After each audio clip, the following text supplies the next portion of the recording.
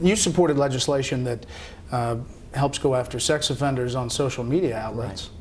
So, you know, I mean, you understand the seriousness. I don't like that implication. I understand. There's no implication here. I'm just saying you understand the seriousness of people getting hacked and doing something online, and the possibility. Yes, no, but I mean, there could be an investigation here. Perhaps, and perhaps. Right now, here's why. I mean, I've explained this to you several times.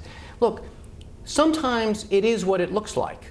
Someone sends Congressman Weiner's account, you know, hacks in and takes a picture of something that may make fun of the person's name, sends it, directs it to someone. It never goes anywhere.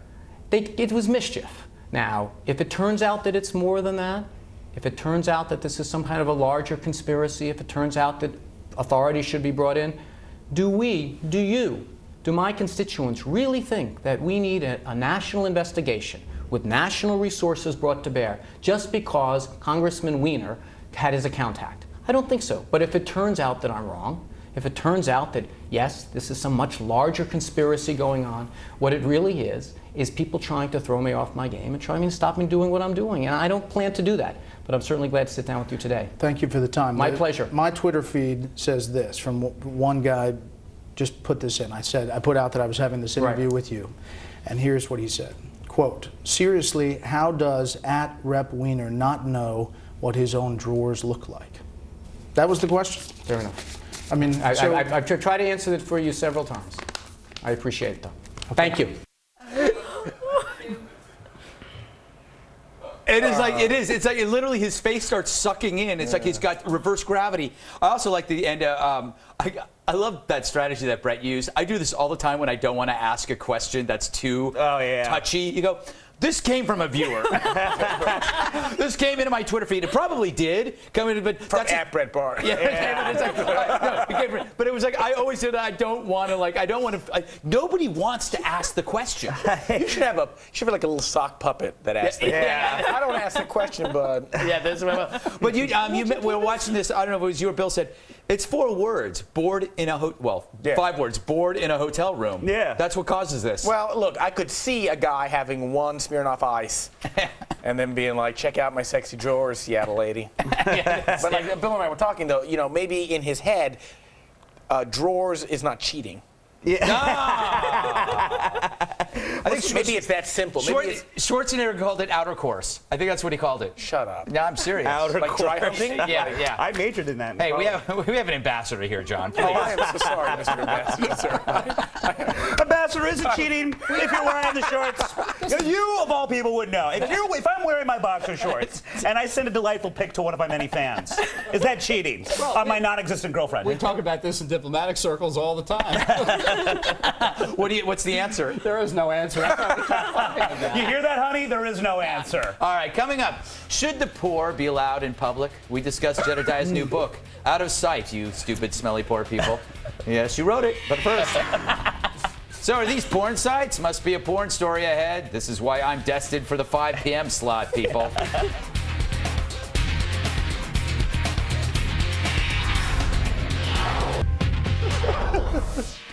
Should inmates look at playmates? The ACLU says please do. Yep, the organization has filed a lawsuit against the South Carolina's jail's book policy because it blocks inmates from access to smut. It's so fun when they blur this stuff. Apparently it all started after a claim that the Berkeley County Jail was only offering the Bible for inmates to read, a claim the jail denies. Said a spokesperson, quote, "We allow all religious texts regardless of the religion and have for years. And there is plenty of reading material in the jail, such as novels, crossword puzzles, and pamphlets." Oh. And who doesn't love a good pamphlet, really? Anyway, the ACLU says that's not enough. They want dirty magazines, too. But according to jail officials, porn would only lead to more sexual and physical assaults. Not a good thing. Meanwhile, both sides may be nearing a compromise, which would allow inmates to watch this for as long as they want. Ο Θανάσης δεν ξυπνά, ούτε πρόκειται να ξυπνήσει. Οι Έλληνες κοιμούνται με τα παπούτσια στο κρεβάτι. That is better than porn any day. John DeVore, would porn hurt or help British behavior? Prison. I hate that little island too. Prison behavior. What was I thinking? Drunken little elves. I know. Is British porn the answer? I know. I look at Great Britain as a prison. That's what it was. Would it help? Or Well, make it look, worse? my first question is, who's defining what smut is? I mean, is it pornography? Is it novels with questionable content? Yeah. Is it hardcore? Are we talking hardcore pornography, or are we talking about august publications like Maxim? What are we talking about? I'm shocked that a liberal like you would bring up the slippery slope. Are you really? Yes. No, the How slippery. about this? I want them to have hardcore, dirty donkey Wait a porn. minute, do they have Twitter accounts? Yes. That could solve the problem. Exactly. They could send. Congressman Weiner could come to their assistance. I have to say the slippery slope is an amazing porn. Have you guys seen that one? That is good. Yeah, Slippery Ambassador- slope 2, better. Ambassador, isn't prison about punishment? The point of prison is so you don't have the things you can buy out in the free world. Perhaps you can get a cup of noodles, but that's it. I think the ACLU's next step is to say what they really need is freedom. So release them from prison. They've got a Supreme Court precedent already in the past few weeks, which is going to release 40,000 California inmates. Why not a little porn for the people who are still stuck behind bars? It's a good point. Prison is so imprisoning. It really is. Stifling. It's stifling. Stifling. I'm being forced to be indoors after committing a heinous crime. Jedediah, what if the argument was you rewarded good behavior for porn, so you could actually reduce violence? If you say, like, if you guys don't fight, one of you gets, If you play nice, if you play nice, you get porn. Yes. Yeah, I don't know if that's going to work with the criminals, Greg. Yeah. I don't know. But what's next? Someone needs to remind the ACLU that these are criminals. They're in jail. They're not in their living rooms. What's next? A slip and slide, an indoor amusement park, a piano bar? What can we offer these guys for some entertainment? I would say a piano bar would be delightful, because I know that I've gone to piano bars and I feel a lot calmer and less very violent. soothing. Yeah, they are soothing. Yeah. Bill, you visit prisons purely for recreational purposes. What say you? As a man of slight frame and a repeat offender, I am for any type of material that will redirect my cellmate's libido from me to anything else. So I'd rather they focus on the porn than my slight frame. Look, pornography is a wonderful release for sexual fury. Thank you, Dr. A bold statement. Dr. DeVore. Wow. I think it would be good. We clearly need to keep these people away from prisons. You're beginning to scare me. I would say this, that porn is wrong because you've got to teach these inmates how to use their imagination. They should be able to think of things. They do in the shower. That's the problem. Yes, they do. But the whole point is, you give them porn, that means they're going to be more liable to do certain things in their cell than somewhere else, and that offends other inmates, religious inmates. They're usually only religious after they become. I have absolutely no data to back up what I just said. I just thought it was an interesting statistic.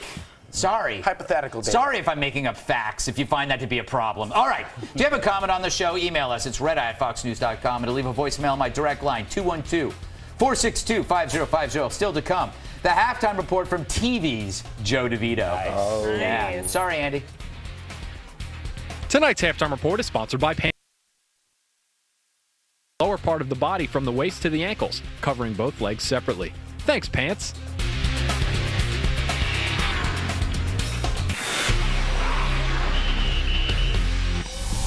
Welcome back. Let's find out if we've gotten anything wrong so far. For that, we go to TV's Joe DeVito. Joe, how's it going? Oh, excellent, Greg. Excellent. Yeah, got your papers? I'm ready. Yeah, I can tell you got a big stack of papers there. Well, I'd like to start with you. Okay. I just want to see, while we still have the time, if there's any more unsubstantiated things you want to add to your Wiener conspiracy theory. All right. Okay, I do. All right. Chris Lee, when he was busted, he did pictures of himself flexing. That's very, very heterosexual. Okay. I don't know if it's that. But very. A crotch shot, I don't know.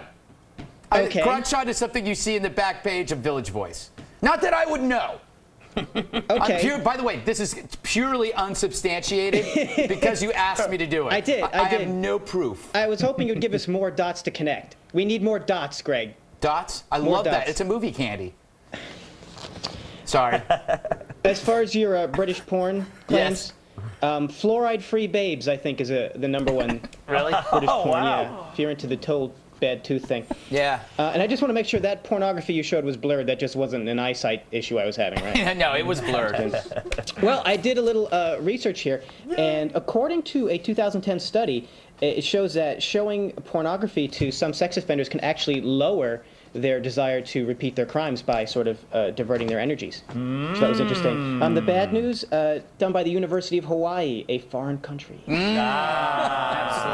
Yeah, what do they know? Seriously. John, Yes, you referred to Wiener's damage control as amateur hour at the Chuckle Hut, and I resent that as someone who's going to be appearing at the Chuckle Hut in the amateur hour. I believe I said the Wiener Chuckle Hut, which is a Chuckle Hut. It's like a movable feast. It follows Wiener. It's a subsidiary of Chuckle Hut Corporate. I bought tickets to your appearance. I'll have to check my Google Calendar, make sure I'm You know, in the spirit of everything, they're changing. It's no longer open mic night. It's open Anthony.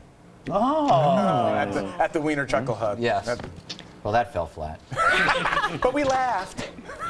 And John, do you think part of his problem might have been his choice of password linking all of his accounts was 1234?